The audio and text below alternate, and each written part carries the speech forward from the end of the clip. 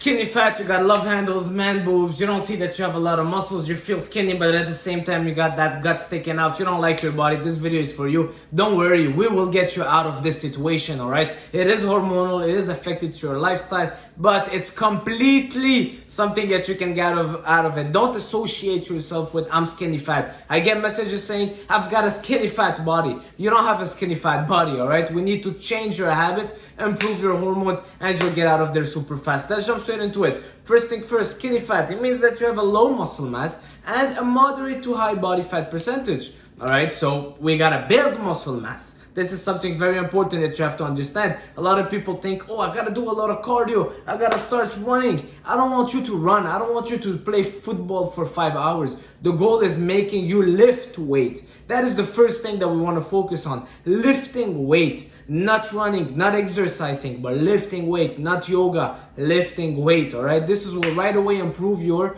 hormones and increase your testosterone levels. A lot of people that are skinny fat, you got the man boobs, well guess what? Your testosterone levels are low. You've got love handles, but yet you're barely eating much. Well, you've got low testosterone. And instead of thinking, oh, I gotta take TRT and I gotta do this, bro, start lifting weight. Alright, compound lifts, prioritize strength training will right away boost your testosterone levels. Right away, they're correlated.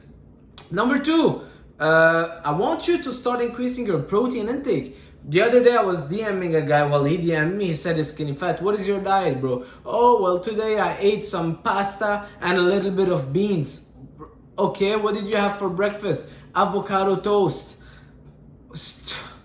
People think avocado toast is the be-all and end-all for breakfast. There's barely any grams of protein. It's carbs and fats. Alright, guys, increase your protein intake.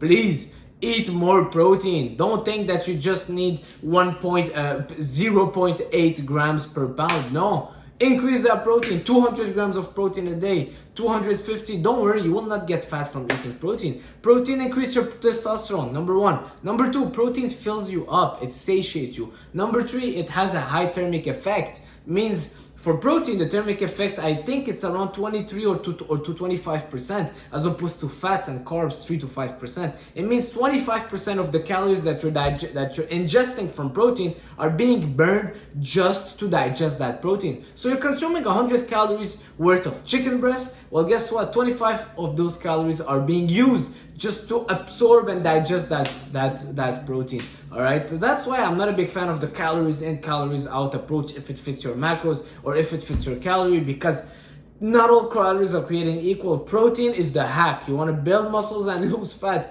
We've been saying it all. Some things are cliche because they're true. Increase your protein intake. All right, increase your protein intake. Very important. And also, guys, protein satiates you. It satiates you. If you're someone like me that eats a lot, eat more protein. Have you heard someone getting fat from eating too many chicken breasts or eating a lot of, I don't know, tuna cans or Greek yogurt? No, but it's because you're having a tiny piece of chicken breast that you feel that's so hungry. So now you're filling up your plate with Kraft dinner and what is it called? The mac and cheese and things that you shouldn't be eating, and you're eating a huge bowl of pasta and you always feel hungry because there's no protein in there. Increase that protein. All right, don't think that, oh, too much protein is bad for my body. That is not true. All right, if you're a healthy person, don't you worry, eat more protein. I had diets where I was eating up to 300 grams of protein. You can ask Phil, PJ Coaching, he's a witness for it, and my physique was the best shape ever. All right, and it's not hard to get. It's not so hard to get. Greek yogurt, few eggs here and there, some protein shakes, of course, steaks, beef. I love eating meat, all right? So it's very important. You know, they did a study where they were feeding someone 5,000 calories worth of protein. All right, you can imagine there's a lot of shakes in there because it's so hard to eat. But it was just protein, 5,000 calories, steaks, lean sources of protein, okay? Steaks, Greek yogurt, protein shakes, etc. And the guy was losing weight because of the thermic effect of the protein, and he was just losing fat. He was losing fat, eating 5,000 calories of protein. Ridiculous, right? You would hear that, you would be like, oh, there's no way, 5,000 calories. That's just the way it is, all right? Not everything that is a scientific, looks good on paper will apply. Anyways, I went on a rant on the protein thing. Number 3, I want you to go on a little maintenance or even a slight deficit. even a slight deficit, chances are you're a beginner into training. So even if you go on a slight deficit, you will still be able to build muscle. All right. You guys think that I have to bulk? I have to do 2 years of bulk to get really fat and 20% body fat, and then I'm gonna cut down.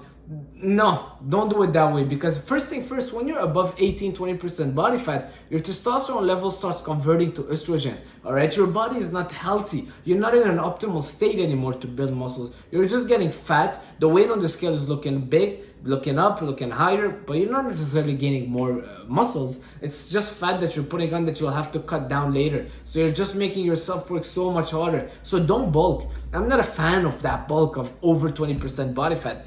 It's not doing you any favors. All right, so go clean up your diet. Go maybe in a small deficit, 200 calories deficit. All right, so we don't need to go from one extreme to the other. Go for a small deficit, 200 calories. Clean up that diet. Increase your protein. Clean up your diet. Make sure that you have a diet plan that you're following. All right, stop going on trends. Oh, this is the carnivore. This is this. This is that. Clean up your diet. Make sure that you're consistent with it and stick to a high protein. All right, high protein, moderate fat, moderate carbs diet. But the most important thing is the high protein.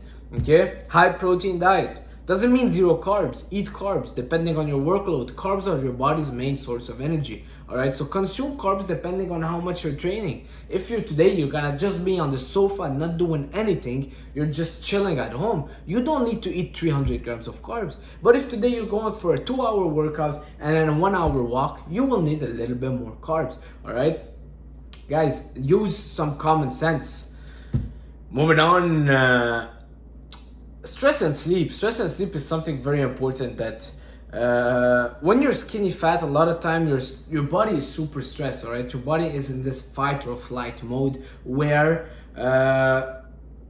building muscles is not a priority anymore. Losing body fat is not a priority anymore. Your cortisol level are so up, so which means that when your body is in this fight or flight mode, your body becomes catabolic, which means it's breaking down tissue, fat or muscles. You're probably breaking down muscles to being converted to energy, so your body can have a lot of energy to fight off that stressful situation. Maybe your body feels like you're fighting off a lion in the jungle, but meanwhile you're just stressed because of your bad lifestyle habits and your poor sleep, and maybe your boss is shouting at you at work because you didn't pick up the phone at the right time. All right, so let's reduce that stress and improve your sleep. Just by doing that, you're optimizing your hormonal health. A lot of time, it's the hormonal health that we have to fix. All right, the tip of the iceberg is the calories. Lifting is very important, but a lot of people will just see, okay, I gotta do this, they would chase those little things that don't matter as much as the real important things that are the foundation: training, diet, sleep, and recovery, and stress. So as soon as we have that foundation really taken care of, we will be able to build a good building. But if your foundation is not solid, you're just going for I gotta buy creatine. Oh, maybe I gotta change my protein powder. Oh, bro, BCAA. Guys, this is all not even 1%. All right, fix your training, fix your diet, fix your sleep, recovery. Make sure you increase that protein intake. If your body fat percentage is high, which is most likely is, go in a small deficit. All right, clean up that diet and you will see your body will start working for you. Okay, so that's pretty much it. Skinny fat is easy to get out of. Don't associate yourself to it. Don't say I have a skinny fat body type, because I hear it sometimes, and that is just not the case. All right, people see me, oh bro, you've got the good genetics. Man, who told you I've got good genetics? I've been training for over 14 years. Okay, I don't cheat on my diet. I eat clean, I eat healthy. I don't eat the cookies that people offer me. I don't go out, I don't party, I don't drink alcohol. All right, so do that. Oh yeah, another thing I want to talk about, alcohol. A lot of times when you drink a lot of alcohol and smoking weed, those kind of recreational drug, I believe they call it, they will lower your testosterone levels, increase your estrogen, so it could also lead to the skinny fat body. Okay, so don't drink too much. Next party, go for protein shakes. And if there's no protein shakes at the party, then you shouldn't be there. I'm just kidding. Just go maybe for a diet Coke or a diet 7-Up. I'm not a big fan of alcohol, all right? That's pretty much it. I'll see you guys soon. Ciao.